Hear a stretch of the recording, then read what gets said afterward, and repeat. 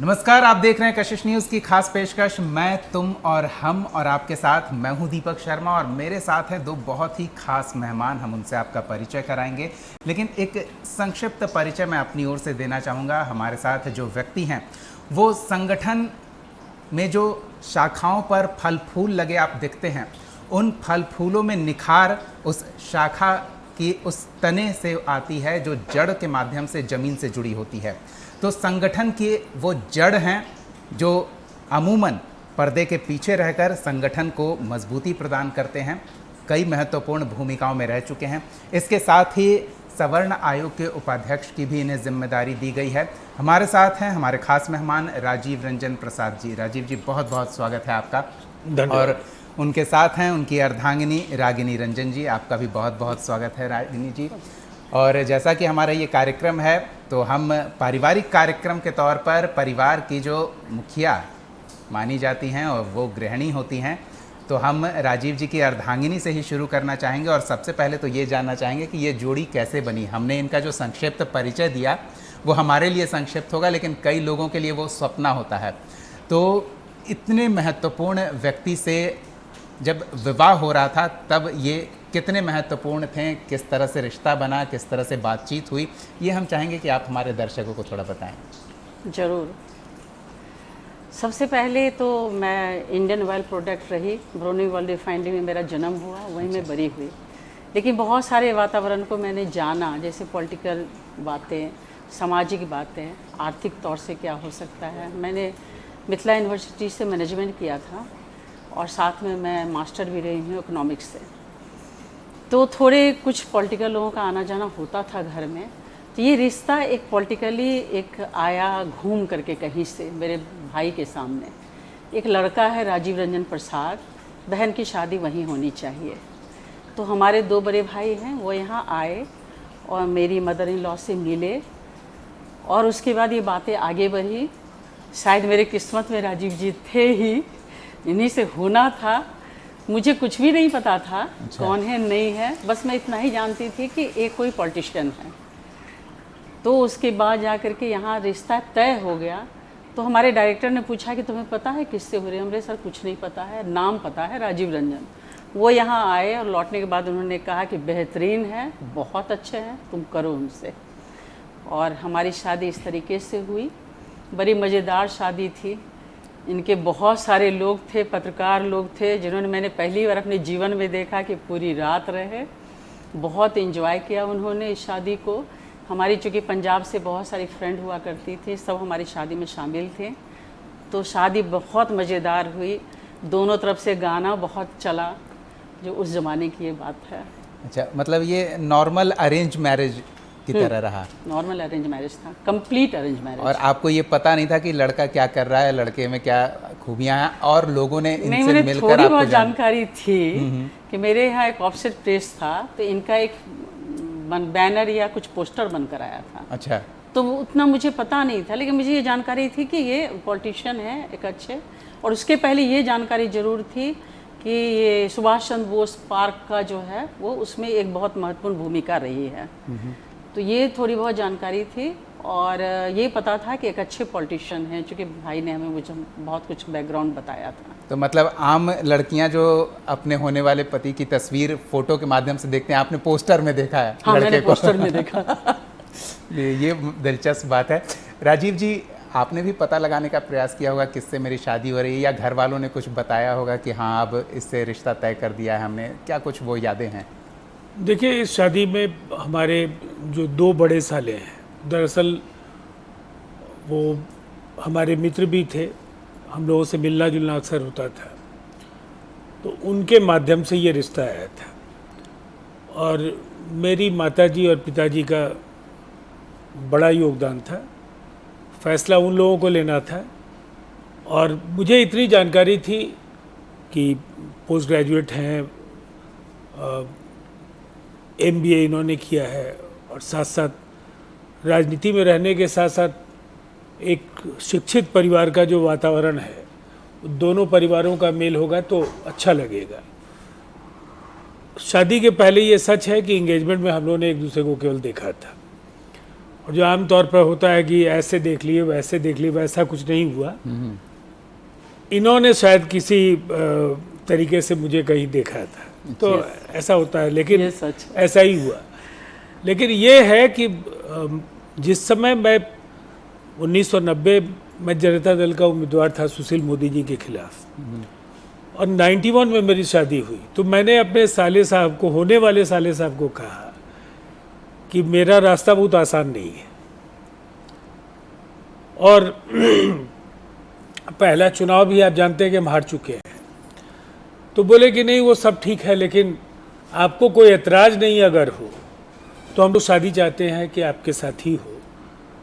और मेरी मदर भी, मेरी माँ जो थी वो इंक्लाइंड थी, उनकी इच्छा थी कि शादी यहीं हो। उस समय मेरे माता पिता दोनों सरकारी सेवा में थे, फादर इंफॉर्मेशन सर्विस में थे, मेरी मदर लेबर वेलफेयर ऑफिसर थी। और ये थोड़ा अपरंपरागत था कि हम लोग जिस परिवेश में थे उसमें कोई राजनीति को चुने, राजनीति के क्षेत्र को चुने और आगे बढ़े। आमतौर पर पढ़े लिखे नौजवानों की पहली कोशिश जो होती है वो नौकरी की तलाश या किसी कॉम्पिटिटिव एग्ज़ाम के जरिए। बिल्कुल। लेकिन मेरा रास्ता थोड़ा मुश्किल का था, इसलिए इनकी रजामंदी भी बहुत ज़रूरी थी कि हम लोगों को जीवन के एक डोर में बंधना है। लेकिन ये अनुभव बहुत ही शानदार रहा। अब तो शादी के 34 साल हो गए, तो ये सफ़र काफ़ी अच्छा है।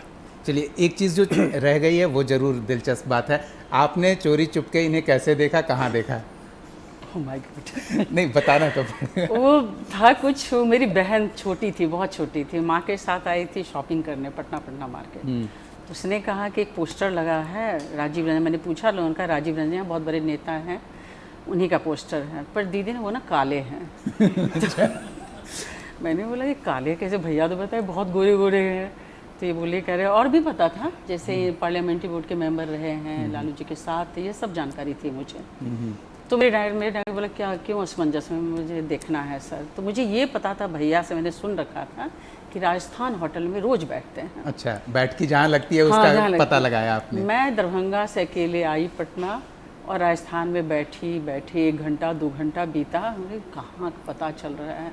और एक इतना छोटा सा फोटो था, वो कहीं से मिला होगा भैया को, वो मैं बार बार मैं देखूं। फिर जैसे भैया बताया कुछ कि वो एक चांदी वाला जूता पहनते, तो मैं बार बार सबका पैर ही देखती थी कि चांदी वाला जूता किसके पास है। ये कौन, वो नगाड़ा जूता होता है ना, तो कुछ ऐसा ही था। फिर एक भीड़ निकली वहाँ से, जैसे आप देखेंगे राजस्थान का पहले अलग था, वो एक भीड़ वहाँ से निकल के अंदर के रूम से निकल के जाती थी। तो मैंने देखा, मुझे लगा नहीं यही है, लग गया मुझे नेताजी अपनी टोली के साथ आए। हाँ, कुर्ता पैजामा, मतलब एक होता है, और भी लोग थे साथ में, पर उतना नजर है मुझे, मैंने देखा हाँ यही है, सब कुछ ठीक है। तो मतलब कंफ्यूजन दूर हो गया देखकर? हाँ, कंफ्यूजन दूर हो गया। उसके बाद आपने ओके किया या ओके था? ओके था, बस एक मन में इच्छा थी कि एक बार देख लेती हूँ, अपनी जिंदगी का मामला है। आपको पता चला या शादी के बाद इन्होंने बताया? नहीं, शादी के बाद पता चला। आपने ऐसा कोई प्रयास नहीं किया? उस समय देखिए, हम एक बात के लिए तो आश्वस्त थे कि जिन लोगों के यहाँ शादी हो रही है उनकी पृष्ठभूमि का पता था, और दोनों इनके बड़े भाइयों के साथ तो मेरा संबंध अच्छा था ही। तो सामान्य तौर पर जो तस्वीर आती है वो तो आई थी, तो बस वही एक मतलब मेरे और इनके बीच का माध्यम था। लेकिन ये है कि जब हम लोग शादी के बाद का जो ये पूरा का पूरा जो सफ़र है वो अद्भुत है, इसलिए कि इतने सारे मतलब मुश्किल वक्त का भी सामना, अच्छे पल भी आ रहे हैं, लेकिन एक संतुलन जिसमें संघर्ष के साथ साथ जो समय का प्रबंधन है, जिसको हम टाइम मैनेजमेंट कहते हैं, कि बच्चों को लेकर के, जैसे मेरी एक ही बेटी है तो उसकी पढ़ाई उस समय दिल्ली हो रही थी, तो चाहे मेरी व्यस्तता जो भी रहे, 1 सप्ताह हमको दिल्ली रहना है महीने में, और उनके साथ इतना टाइम बिताना है कि उनको ये नहीं लगे कि मतलब ऐसे फील्ड में है मेरे पिता की वो समय नहीं देते हैं। और वो जारी रहा, जब वो बेंगलोर बीटेक करने गई, वो जब अमेरिका मास्टर्स करने गई, वो सिलसिला हम लोगों का मिलने जुलने का जहाँ भी हम लोग रहे किसी न किसी तरीके से हम लोग एक दूसरे से मिलते जुलते रहे, तो काफ़ी अच्छा ये सफ़र है। बिल्कुल है। तो 34 साल का सफ़र कम नहीं होता, और उसमें से एक छोटी सी बात जो ये दर्शाती है कि आप अपने परिवार को कितना महत्व देखते हैं अपने कार्यक्षेत्र के अलावा भी। तो हम थोड़ी इस 34 वर्षों के सफ़र के बारे में थोड़ी और बातचीत करेंगे, लेकिन फ़िलहाल एक छोटे से ब्रेक का समय हो चला है। ब्रेक के बाद लौटेंगे तो ये चर्चा जारी रहेगी, बने रहिए हमारे साथ। ब्रेक के बाद स्वागत है आपका। मैं इस खास कार्यक्रम में आज दो बेहद ही खास मेहमानों के साथ बैठा हुआ हूं। तो हमारे साथ राजीव रंजन प्रसाद जी हैं और रागिनी रंजन जी हैं, और रागिनी जी से हम फिर ब्रेक के बाद शुरू करते हैं और इनसे जानते हैं कि 34 साल का सफ़र, जैसा वो कह रही हैं कि कई तरह के पड़ाव आए, कहीं संघर्ष के कारण साथ ही उन्हें आगे बढ़ने को प्रेरित करता रहा, इस तरह की भी बातें आई। उसके बारे में भी हम जानना चाहेंगे, क्योंकि आप जहाँ हैं वो बिल्कुल अलग जगह पर हैं, तो ये कैसे तालमेल बना? देखिए, एक बात मैं बताना ज़रूर चाहूँगी कि शादी एक बहुत ही खूबसूरत लम्हा होता है, और आप जब इसमें प्रवेश करते हैं तो बहुत कुछ दिमाग में आती है, लेकिन जब जीवन साथी का आपका साथ हर पल मिले तो दुनिया की कोई भी ताकत आपको हिला नहीं सकती है। आप कोई भी चट्टान चढ़ सकते हैं, पहाड़ पे आप चढ़ सकते हैं, किसी भी चीज़ को आप करने के लिए सक्षम होते हैं, पहली बात है। दूसरी बात ये ज़रूर थी कि मेरे अंदर भी कहीं ना कहीं माँ और दादी का बड़ा संस्कार रहा है कि उन्होंने मुझे बहुत पढ़ाया, साहित्य वगैरह। तो मैं थोड़ी थी भी कुछ अलग माइंड की, थोड़ी संघर्ष वाली महिला होती है ना, तो मेरे अंदर पहले से भी था ये चीज़। मुझे अभी भी सोशल काम बहुत अच्छा लगता है। मुझे अभी भी लगता है कि मैं कुछ ऐसा कर जाऊं जो जितनी मेरी कैपेसिटी है उससे बढ़ के मैं करूं। और राजीव जी को जब मैंने देखा, टाइम मैनेजमेंट, राजनीति, परिवार, समाज और पढ़ाई, ये सारे कॉम्बिनेशन जो होते हैं एक पत्नी को भी बहुत प्रभावित करता है। एक पत्नी के लिए बहुत बड़ी बात होती है। मैं ये नहीं कहती कि सबके साथ नहीं होता है, सबों के साथ होता होगा, उतना मुझे नहीं पता है, लेकिन राजीव जी में ये खूबियाँ जो थी वो मुझे बहुत पसंद थी, बहुत ज़्यादा। इंटेलेक्चुअल बहुत ज़्यादा रहे। कभी भी आपने कहा कि नोक झोंक बहुत बार हुआ है, कई बार हुआ, लेकिन बहुत ही उसको आप कह सकते हैं हेल्दी वे में हुआ। ऐसा नहीं हुआ कि झगड़े हो गए तो 5 दिन हम बोल नहीं रहे हैं, झगड़े हुए 2 घंटे में समाप्त हो गए। अच्छा। तो इस तरह की बातें रहें। और मुझे मंजिल सबको चाहिए होता है, ऐसी बात नहीं है कि मंजिल नहीं चाहिए या जीवन में सुख नहीं चाहिए, होता है, लेकिन मेरे लिए हस्बैंड से बढ़ के कुछ नहीं था। मेरे लिए था कि जो भी संघर्ष होगा, जिस तरीके से भी होगा, जितना भी करना होगा, मैं साथ चलूँगी, हर पल साथ रहूँगी और प्रेरित करते रहेंगे कि आज नहीं तो कल एक राजीव रंजन नाम तो ज़रूर होगा। नहीं, जब शादी से पहले ही आप पोस्टर्स में देख रहे थे, तो अब उनका क्या लक्ष्य है वो अलग बात है, लेकिन लोगों के बीच तो ये बहुत ही लोकप्रिय हैं, और जिस पद पर हैं वो, मैंने जैसे शुरू में कहा कि कईयों के लिए वो सपना होता है। राजीव जी, ऐसी अर्धांगिनी जो अभी ये बता रही हैं, ऐसा लग रहा है कि आपकी बैटरी की तरह ये काम कर रही हूँ, जब भी आपका पावर कुछ कम हो तो ये फुल चार्ज आपको करती होंगी। बिल्कुल। देखिए, ये काफ़ी एक प्रेरक साथ जब होता है ना, आपके साथ कोई मोटिवेट करने वाला, इंस्पायर करने वाला अगर कोई है, तो फिर सफ़र की मुश्किलों को आप किसी तरीके से आप उसका समाधान ढूंढ लेते हैं। और मुश्किलें तो हैं, इसलिए कि कहीं ना कहीं एक ऐसा मार्ग मैंने तय किया जिसमें कामयाबी का कोई शॉर्टकट नहीं है, और कामयाबी भी एक मतलब उसकी कोई परिभाषा नहीं है। लोगों से मिलना, लोगों के चेहरे पर अगर आप खुशी ला सके तो उससे बड़ी कोई कामयाबी नहीं है। और उसमें काफ़ी हद तक हम लोगों को सफलता मिली, और उसमें इनका रोल बराबर काफ़ी पॉजिटिव रहा, इतना सकारात्मक रही कि कई कठिनाइयों का सामना करने के बाद भी निरुत्साहित करने का काम कभी भी इन्होंने नहीं किया। बराबर जो, जैसे पानी के अगर ग्लास में आप देखें तो आधा खाली है, या अगर आप बहुत पॉजिटिव हैं तो आप कहेंगे कि नहीं नहीं आधा भरा हुआ है। तो ये जो फिलॉसफी है ना, इससे जीवन थोड़ा आसान हुआ। एक और चीज़, ये मैनेजमेंट की छात्र हैं, लेकिन आपके टाइम मैनेजमेंट की ये तारीफ़ कर रही हैं, तो ये कैसे संभव कर पाते हैं देखिए उसकी वजह है, देखिए टाइम मैनेजमेंट के लिए वो जब हम स्टूडेंट पॉलिटिक्स में आए तो हमको साथ साथ ग्रेजुएशन के बाद मास्टर्स भी करना था, फिर इकोलॉजी एंड इन्वायरमेंट में पीजी डिप्लोमा करना था, फिर समय रहते साथ साथ फिर डॉक्टरेट भी मैंने किया। तो अगर आप राजनीति में चुनाव भी लड़ रहे हैं, आंदोलन भी कर रहे हैं, धरना भी कर रहे हैं, बच्चों को पढ़ा भी रहे हैं, किताबें भी पढ़ना है, लगभग 8000 घंटे मैंने इलेक्ट्रॉनिक मीडिया पर लाइव रहने का काम किया है। बिल्कुल 8000 आवर्स। और ये मतलब 2009 से आज तक, मतलब ऐसा नहीं कि ये कोई वर्ल्ड रिकॉर्ड है, लेकिन होता क्या कि आप जब कुछ बोलते हैं तो उसके लिए भी आपको पढ़ना होगा, साथ साथ आपको फील्ड में भी सक्रिय रहना है और परिवार का जो संतुलन है वो भी आपको साधना है। तो इसके लिए समय का प्रबंधन बहुत ज़रूरी है और अभी तक तो ईश्वर की असीम कृपा है, टाइम मैनेजमेंट में अब तक मदद मिलती रही है, वो हो जाता है। रागिनी जी, कभी ऐसा लगा कि ये चैनल चेंज करो यही दिख रहे हैं, वो चैनल चेंज करो वही दिख रहे हैं, कभी ऐसा फील हुआ? नहीं, फील तो हुआ है और गर्व भी होता है। अच्छा। मतलब कि कई बार देखिए खुशियाँ दो तरीके से मिलती हैं। बहुतों को होता है कि बहुत बड़ा महल हो, पैसा हो, बहुत बड़े आदमी हो जाए। बहुतों को खुशियाँ होती है कि उनका नाम हो। मुझे वो खुशी चाहिए थी। एक तो ईमानदार आदमी, दूसरा बहुत नॉलेजेबल। मुझे लगता है कि आज भी कई बार मैं स्टूडेंट तक पढ़ते हुए देखती हूँ उनको और मैं इंस्पायर्ड भी होती हूँ। मुझे भी लगता है कि मुझे भी कुछ पढ़ना चाहिए। ये बराबर पता नहीं कैसे टाइम निकालते हैं, कैसे पढ़ लेते हैं। तो ये बहुत बड़ी बात होती है, हर चीज़ को जानना। करंट अफेयर को आप ले लीजिए, फॉरेन पॉलिसी ले लीजिए। मुझे लगता है 300 कंट्री के मैं उठ के चली जाती हूँ। बाप बेटी में जब भी होता है तो मैं तो उठ जाती हूँ कि नहीं भाई मुझे इतना नहीं पता है कितने राष्ट्रपति हैं और कितने क्या हैं। थोड़ा मुश्किल है, काफ़ी मुश्किल होता है, लेकिन आपके लिए समय निकाल पाते हैं इन सब के बीच? यही एक खूबी है, यही तो एक बहुत बड़ी बात हुई है। जैसे कभी इनका दिल्ली निवास शुरू से मैंने देखा है। कई बार मैं तो सिर्फ कुर्ता पैजामा ही दिखती थी। कहीं बाहर से आए तो मुझे लगा कि अच्छा आए हैं, अभी पता चला बाहर से ही कहीं चले गए। अच्छा। लेकिन मैं नाराज़ नहीं हुई क्योंकि मुझे पता चल जाता था कि वहाँ कोई काम था तभी दिल्ली गए हैं वो।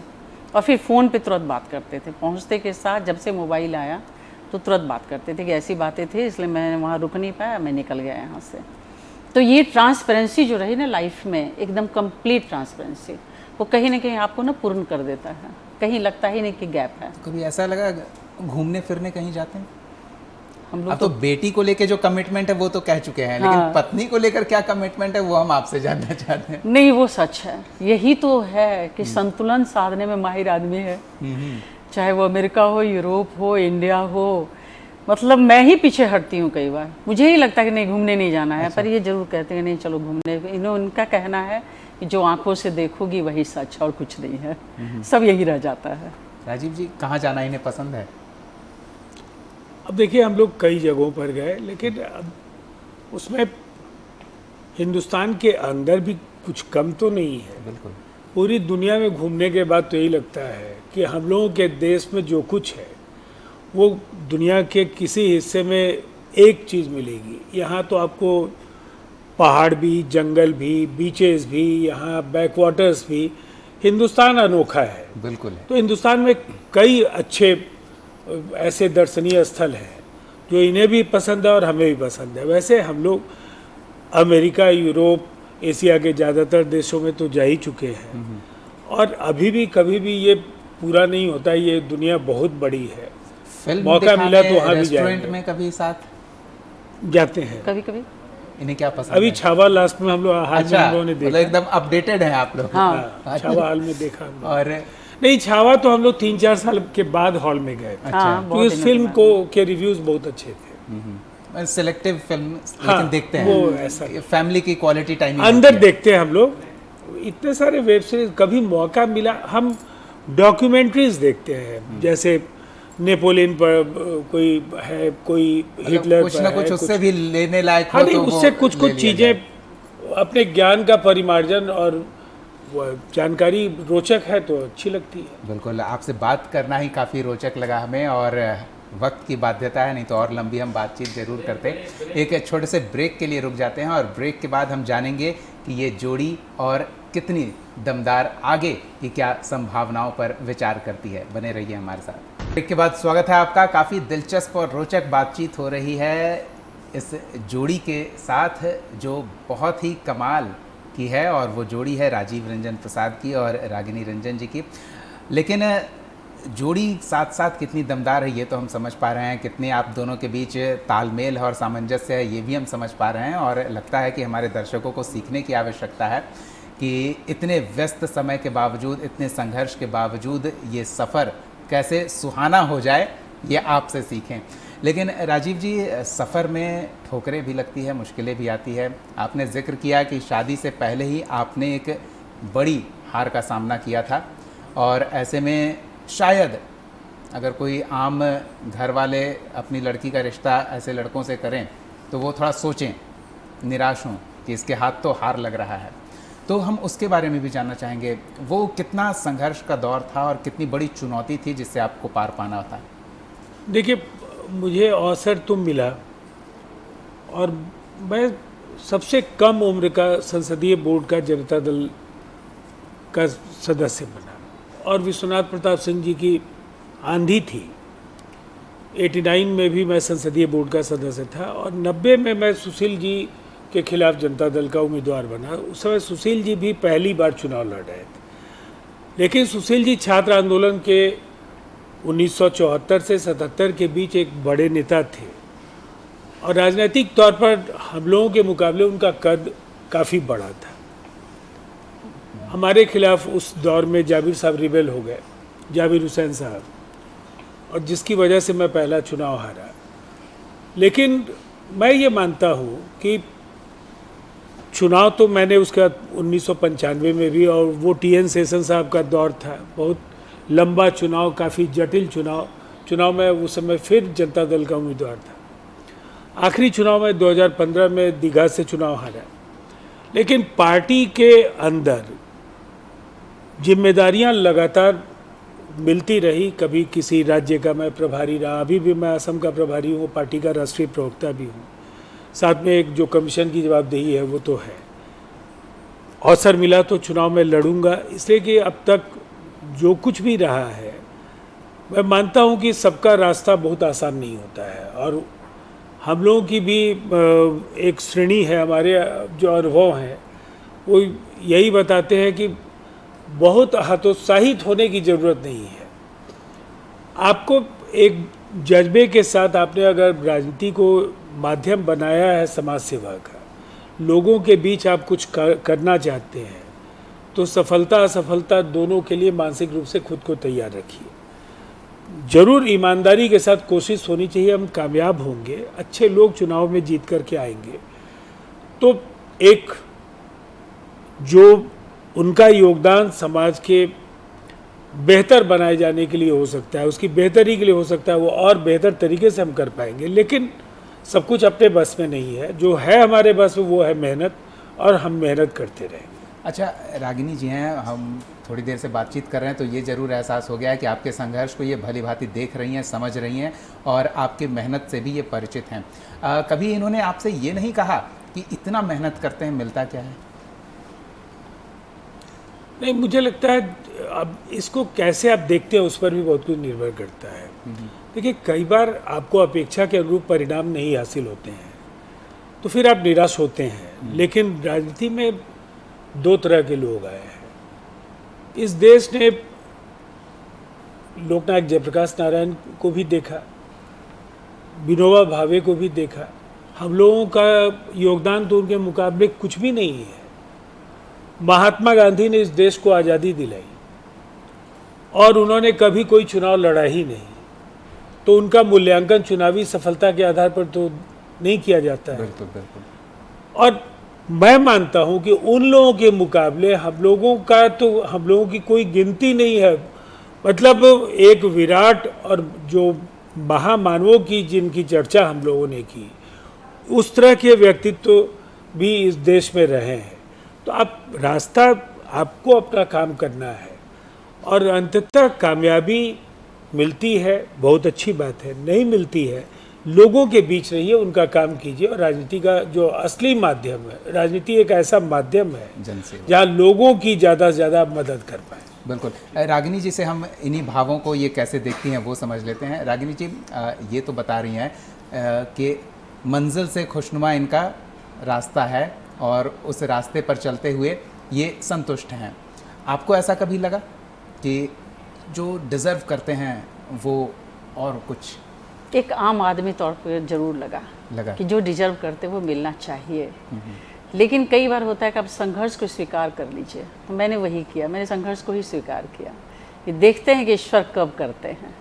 और इसलिए नहीं कि ये मंत्री बनना है या वो ऊंचाई चाहिए, वो इसलिए कि जब बनने के बाद वो समाज समझेगा कि राजीव रंजन सच में एक सच्चा व्यक्ति है और रहेंगे। ये शायद आपके भाइयों ने समझा होगा कि व्यक्ति खरा सोना है, कुछ है या नहीं, इसे अपने घर का दामाद बना लो। हाँ, ये सच था। चलिए, बिल्कुल। बहुत बहुत धन्यवाद है राजीव जी और रागिनी जी, आपने अपना समय दिया, अपने जीवन के उन अनछुए पहलुओं से हमारे दर्शकों को रूबरू कराया। हम उम्मीद करते हैं कि दर्शकों को ये भी पसंद आएगा और वो प्रेरित होंगे। और इस जोड़ी के लिए बहुत बहुत शुभकामनाएं। आप दोनों को एक बार फिर से बहुत बहुत धन्यवाद हमारे इस खास कार्यक्रम में आने के लिए। आपके प्रति भी सबसे पहले मैं आभार प्रकट करना चाहूँगा और आपकी पूरी कशिश की टीम को भी बहुत बहुत धन्यवाद और हार्दिक शुभकामनाएं। तो इस खास पेशकश में आज के लिए इतना ही। अगली बार एक और खास मेहमान के साथ हम मौजूद रहेंगे अपने इसी खास कार्यक्रम में। तब तक के लिए देखते रहिए कशिश न्यूज़।